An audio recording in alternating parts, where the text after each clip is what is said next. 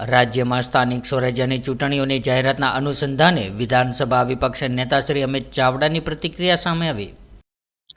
સમગ્ર રાજ્યની જનતા લાંબા સમયથી સ્થાનિક સ્વરાજની સંસ્થાઓમાં વહીવટદારોનું રાજ ક્યારે ખતમ થાય અને ક્યારે પ્રજાના ચૂંટાયેલા પ્રતિનિધિઓ વહીવટ કરે, સત્તા સંભાળે એની રાહ જોઈને બેઠા હતા।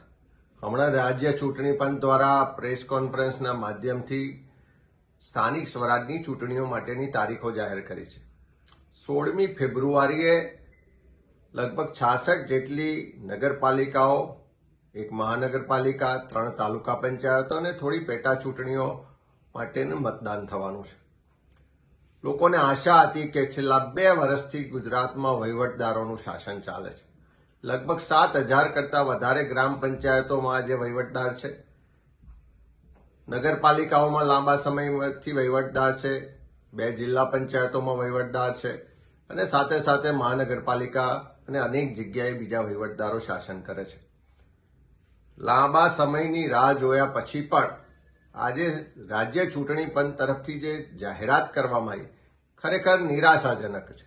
એટલા માટે કે હજુ પણ ખેડા જિલ્લા પંચાયતની ચૂંટણી ક્યારે થશે જાહેર કરવામાં નથી આવ્યું। હજુ પણ કેટલીક નગરપાલિકા જેમ કે બોરસદ હોય, સોજિત્રા હોય કે અન્ય નગરપાલિકાઓમાં પણ આજે વહીવટદાર છે, ત્યાં ક્યારે ચૂંટણીઓ થશે એની કોઈ તારીખો જાહેર કરવામાં નથી આવી। 7,000 કરતાં વધારે ગ્રામ પંચાયતોમાં આજે વહીવટદારો છે, એ ગામના લોકોને ક્યારે વહીવટદારોના શાસનમાંથી મુક્તિ મળશે એની કોઈ તારીખો આજે જાહેર કરવામાં નથી આવી। ત્યારે ઓબીસીની અનામતના નામે, ઝવેરી કમિશનના નામે ખૂબ લાંબો સમય સરકારે એનો લાભ લઈ અને એની આડમાં વહીવટદારોના માધ્યમથી શાસન ચલાવ્યું।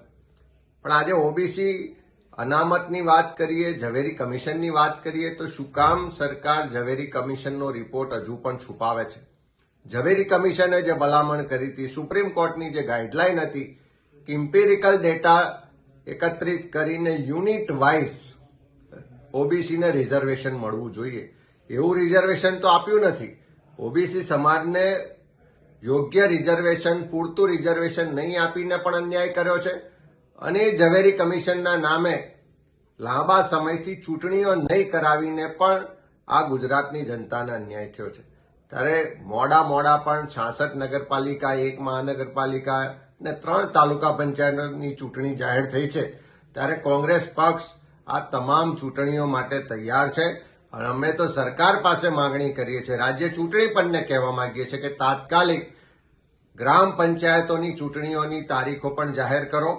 જે જિલ્લા પંચાયત ને જે અન્ય નગરપાલિકાઓ બાકી છે એની પણ ચૂંટણીની તારીખો તાત્કાલિક જાહેર કરો અને ગુજરાતની જનતાને આ વહીવટદારોના શાસનમાંથી મુક્તિ અપાવો અને એ વહીવટદારોના શાસનમાંથી મુક્તિ અપાવવા માટે ચૂંટાયેલા પ્રતિનિધિઓનું રાજ આવે અને એના માટે કોંગ્રેસ પક્ષ કટિબદ્ધ છે, તૈયાર છે અને આ ચૂંટણીઓ માટે પણ કોંગ્રેસ પક્ષ તમામ રીતે તૈયારીઓ કરી ચૂકી છે અને લોકોની, જનતાની અદાલતમાં હવે જવા તૈયાર છીએ। तो व्हाट्सएप, ट्विटर, फेसबुक, इंस्टा जहाँ भी आपका अकाउंट है, इसे शेयर बटन के द्वारा वहाँ पर शेयर करें।